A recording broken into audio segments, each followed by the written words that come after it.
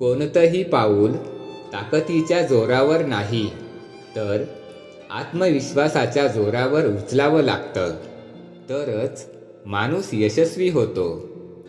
Photo edit करून चेहऱ्यावरचे डाग जातील, पण मन स्वच्छ करायचं तर विचाराचं एडिटिंग आवश्यक आहे. म्हणून व्यर्थ गोष्टींची कारणे शोधू नका. आहे तो परिणाम स्वीकारा. आपण आपलं म्हणतो, पण आपलं कोणीच नसतं. एकटं पडलेलं मन असतं, तेव्हा सोबत कुणीच नसतं. प्रत्येक माणसाचं आपलेपण हे फक्त वरवरच दिसतं. मनापासून जीव लावतो आपण, आणि तिथेच आपलं मन फसतं. जर दुनिया विश्वासावर चालली असती, तर बंद दरवाजाला आणि देवळाला कुलूप लावायची गरज आली नसती. आयुष्यात कोणी आपल्यासोबत असो किंवा नसो, आपलं असणं आणि आपलं हसणं हे कायम आपल्याला जपावं लागतं. त्यामुळे नेहमी हसत राहा. स्वतःची समजूत स्वतः घालणं हे ज्याला त्याला जमलं पाहिजे. ज्यांना हे जमत नाही, ते निर्णयाच्या बाबतीत परावलंबी असू शकतात. जो सर्वोत्तम खेळाडू आहे, त्याच्यासोबत आयुष्य खेळते. प्रत्येकाच्या वेदना सारख्याच नसतात, पण प्रत्येकाचे धैर्य वेगवेगळे असते. काही निराशेच्या गर्तेत बिथरतात, तर काही संघर्ष करून चमकतात.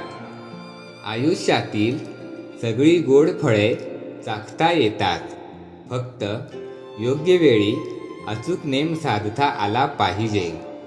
आपल्या आयुष्यातील वाईट वेळ ही आपल्या आयुष्यात चांगल्या वाटणाऱ्या माणसांचे खरे मुखवटे ओरबाडून काढण्याचे सामर्थ्य ठेवते.